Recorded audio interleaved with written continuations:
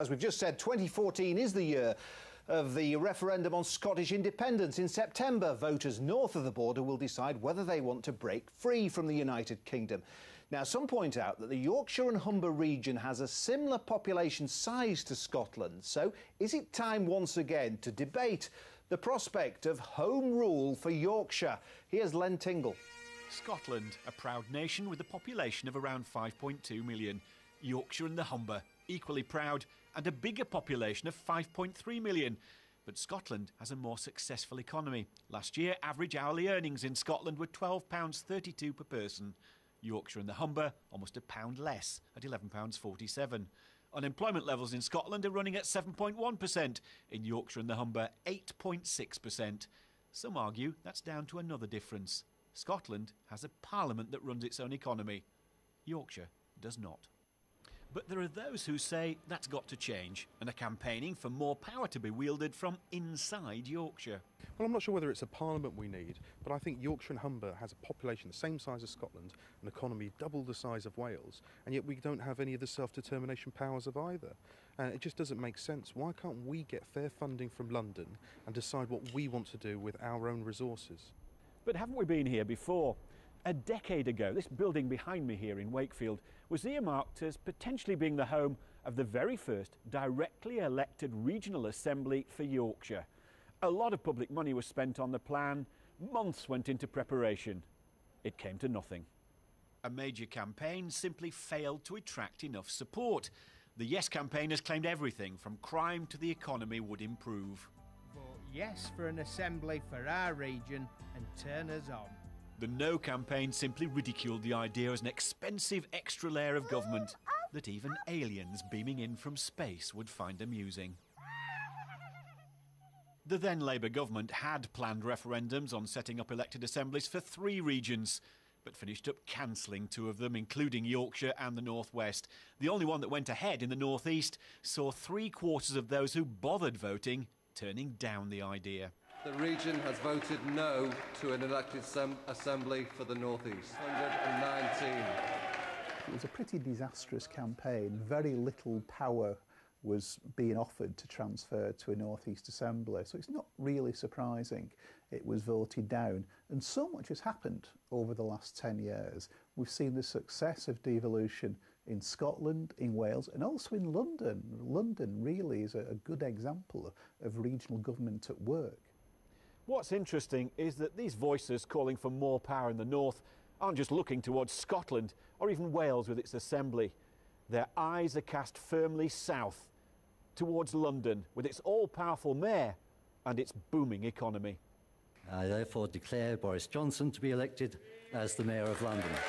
But the high-profile leadership of Boris Johnson in London and that relative economic success under the SNP's Alex Salmond in Scotland still isn't enough for those who refuse to believe that regional assemblies, backed heavily at the time by the then Deputy Prime Minister John Prescott, would redress the economic balance. If we're to get real power to Yorkshire, that means that, for example, we don't have Yorkshire as part of the National Health Service.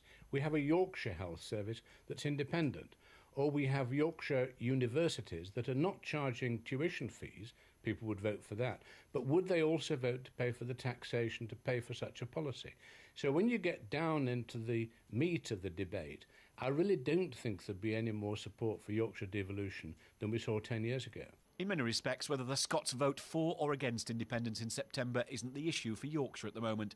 What's interesting is that it sparked off discussion about whether lack of political power is holding back northern regions. Nigel Adams, is it time once again to look at home rule for Yorkshire and the Humber? Well, I think we've looked at it. I tend to agree with the aliens in this package and also with John Watson. I think there's enough politicians, there's enough elected politicians in the region. Scotland's a different kettle of fish altogether. They're funded differently with their grant system. You know, we visited this 10 years ago, and the idea that we have more paid politicians rattling around Yorkshire, I don't think the public are going to swallow. All right, Angela Smith, Labour ditched the idea of regional government 10 years ago. Is there any more appetite for it now? Well, I think Paul Salverson hit the nail on the head with that one. We've moved on, it's 10 years later, and the evidence is mounting now that we are being damaged economically by the lack of investment in the north and a lack of an ability in the north for politicians to take decisions that are in the interests of the north. We've also got to remember that when it comes to government funding, there is far more money going into London and the South East than we see going into Yorkshire and Lincolnshire. So something has to be done to address that problem. And one of the other issues I think we have to face is that local government, as we know it, is rapidly disappearing. Sheffield will have lost 50% of its budget by 2015. By 2018, the money begins to run out, and there's nothing left except money for social services. That's all there'll be left by 2018. Local government is rapidly being broken beyond repair. So in the vacuum that creates, I think there's an opportunity for a real debate about serious devolution for the great area that is Yorkshire and the Humber. So surely you accept, Nigel Adams, there is an argument for us having more of a say on how our money is spent in our part of the world? Well, we do have a say. That's why we have members of Parliament. You know, I think we've got a completely different system. The comparison with Scotland, I don't think really works. They get their block grant and they've got this sophisticated formula as well, and they're entitled to spend their money how they wish. We have however many, we've got dozens and dozens of parliamentarians in the north. We should be fighting our corner. There is money being allocated to Yorkshire for investment, Angela. There's £310 million. We've just seen Haribo tap into that regional growth fund with their projects. Well. You know, there is cash there, but we're not saying that we should create another more expensive layer of bureaucracy to be able to govern our region. I just don't think it's feasible, and the public wouldn't want it. Nobody's arguing that we're wanting to put layer upon layer of political accountability into the picture. All I'm saying is that given the effective destruction of local government that we're now seeing taking place, there's going to have to be a serious look at what we do for the future in terms of governance in Yorkshire and the Humber. And I'll say this as well.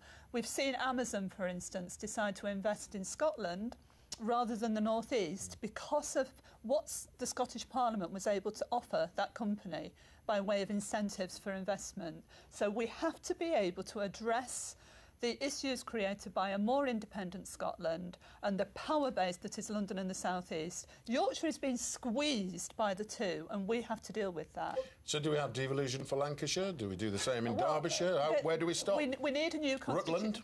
We need a new constitutional settlement which deals with the fact that, as I've already said twice, local government is disappearing as we know it at the moment. Well, they're having to do more with less, and everyone Yorkshire else. and Lancashire, the north of England generally, is really suffering badly in terms of funding from central government. It does not get the deal that you're saying it gets, Nigel. Well, Haribo's may have got a deal, and some other companies may have done, but the levels of investment are not as good as we've seen in the southeast of England or even in Wales. Yeah. What about London, though? London has a regional assembly. That seems to work. Boris never complains about that, does he? Well, because the people wanted it. You know, we've been down this route of asking people, do you want regional assemblies? Where we had an election in the North East, you saw the result there. It was, absolutely categoric. There was no appetite for it. London's a completely different market. It's very much a financial centre, and it's very, very... You know, I think it's far too simplified to compare the two, and certainly far too simplified to compare Scotland with us as well. And therein lies the problem. London is the financial centre. We have an economy which is broadly based on the financial services. And if the north is to regenerate, and if Yorkshire in particular is to regenerate and be successful, we need to build our manufacturing base. And to do that, Yorkshire needs to have more control over its destiny. I think it's as simple as that. But we have plenty of examples of success in Yorkshire. I do wish. We need more. I do wish that our politicians would talk up our region. Well, a bit more. I do, Jenna, but we need a lot more of what we've had. Always an interesting talking point. This one always comes out of the woodwork every so often, doesn't it?